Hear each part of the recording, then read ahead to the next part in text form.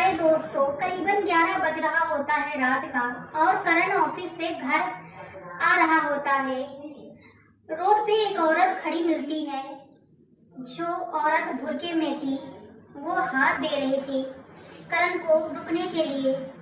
करण ने सोचा गाड़ी रोकते हैं, देखते हैं कि ये कहाँ पर जाएगी। फिर करण ने गाड़ी रोक दी और उस औरत से पूछने लगते हैं कि कहाँ जाओगे। फिर वो औरत बोलती है जहाँ ले चलोगे वहाँ हम जाएंगे। फिर वो औरत गाड़ी में बैठ लेती है और अपना जो बुर्का था, पर्दा था, वो खोल देती है और करण देखता है कि बेहद खूबसूरत है और बेहद बहुत जवान और हसीन लड़की है। फिर करण उसको देखता है तो हैरान हो जाता है कि इतनी जवान और सुंदर लड़की भला ऐसा क्यों कर सकती है। इसकी कौन सी मजबूरी थी जो ये रोड पे आधी रात को खड़ी होकर वैश्यावृत्ति का धंधा करती है। फिर उसने करण से पूछा कोई तकलीफ तो नहीं हमें पहुंचाओगे, दुख तो नहीं दोगे। तो करण ने कहा कि ऐसी कोई बात नहीं जो हम तुमको तकलीफ पहुंचाएं।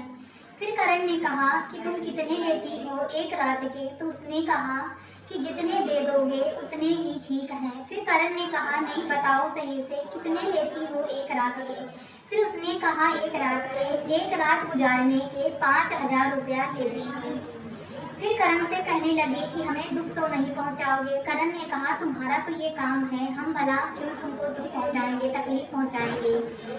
फिर वो औरत कहने लगती है कि लोग हमें ले जाते हैं और रात गुजारते हैं, शराब पीते हैं और शराब हमारे ही हाथ से लेते हैं, सिगरेट पीते हैं तो सिगरेट हमारे जिस्म पे बुताते हैं। ऐसी कोई तकलीफ तो नहीं पहुंचाओगे। तो करण ने कहा ऐसा कुछ नहीं और आपका तो ये धंधा है। फिर करण गाड़ी चलाते हुए अपना ध्यान दे रहा था। करण उस दिन पूछता है उस औरत से कि तुमने खाना खाया कि नहीं। फिर उसने कहा हमने अभी तक खाना नहीं खाया है। और करण एक होटल पे रोकता है, वहाँ से खाना पैक करवाता है और फिर चल दिया, अपनी गाड़ी में बैठ लिया और घर के लिए।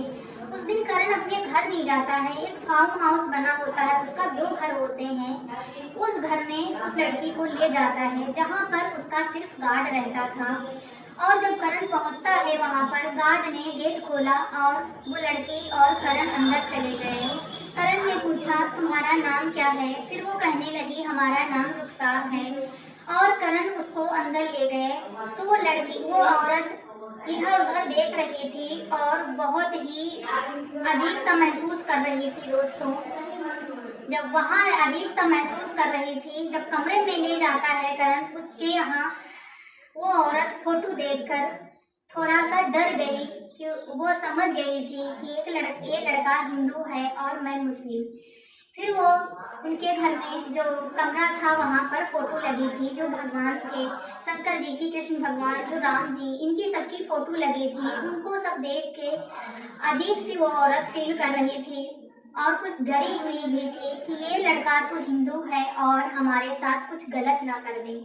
फिर दोस्तों, वो लड़का किचन में जाता है और किचन से बर्तन लाता है, वो खाना निकालता है, उस औरत को देता है। वो औरत पेट भर के खाना खाती है, फिर अपने कपड़े उतार देती है, कहती है कि जल्दी से काम निपटाओ और हम चलते हैं अपने बच्चों के पास। फिर वो करण कहता है पूरी रात तो अभी पड़ी है, अभी क्या जल्दी है। फिर दोस्तों वो कहती है कि हाँ पूरी रात पड़ी है। फिर करण कहने लगता है कि अपने बारे में कुछ बताओ, जो आप पर बीती है, ये काम क्यों कर रहे हो, ऐसी कौन सी मजबूरी थी जो तुम ये काम करने पे मजबूर हो। फिर वो कहने लगती है कि ऐसा क्यों तुम पूछ रहे हो, हमारे कोई सगे संबंधी तो नहीं हो, ऐसा क्यों हम बताएं आपसे। फिर वो कहता ना ही अपने बारे में कुछ बताइए।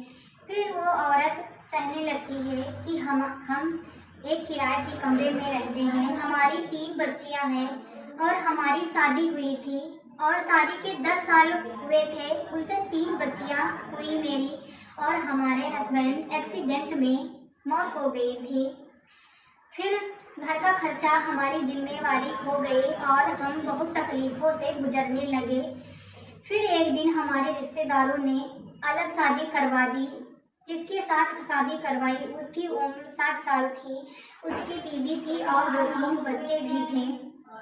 जो वो बच्चे हमें तंग कर रहे थे, वहाँ हमें अच्छे से रहने को नहीं मिल रहा था।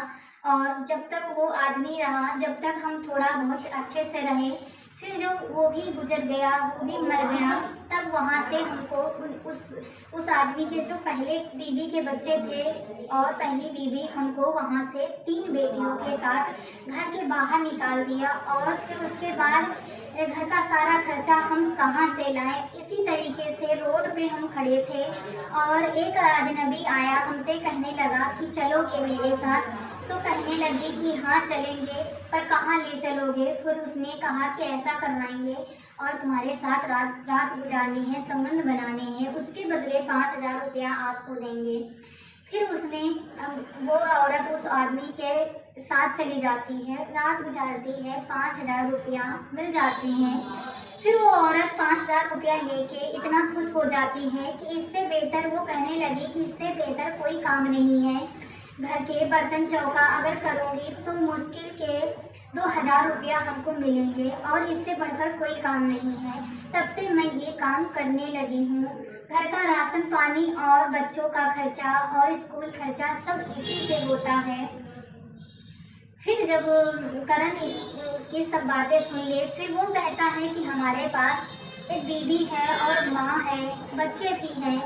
मैं किसी औरत के ऊपर ऐसा जुल्म होते हुए नहीं देख सकता और हम किसी औरत के तरफ देखता तक नहीं हूँ। जब से हमारी शादी हुई सिर्फ अपनी बीवी की तरफ देखता हूँ।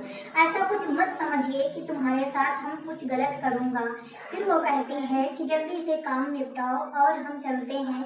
तो रोहन कहता है कि 5000 रुपया दे के रात गुजारने के लिए कहा था।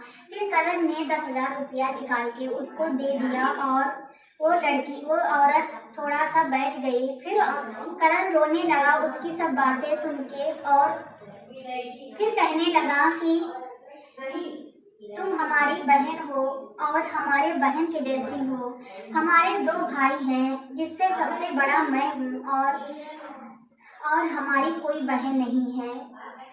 तुम हमारी आज से बहन हो और हमारे ऐसा कोई धागा हो, बांध दो जिससे हमारा रिश्ता मजबूत हो, आपकी हम मदद कर सके।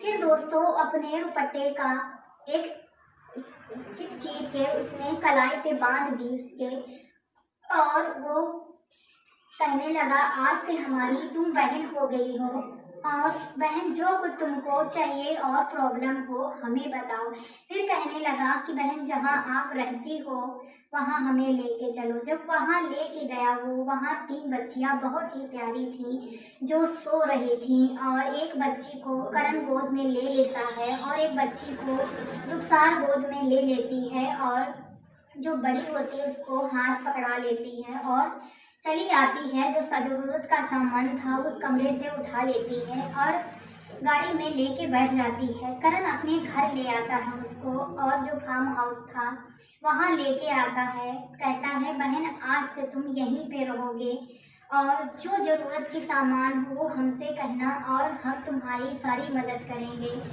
ऐसे मजबूरी में ऐसा धंधा और काम मत करिए। जो आप मजबूरी में कर रही हो, अपनी ज़रूरतें पूरी कर रही हो, इस काम को छोड़ दो।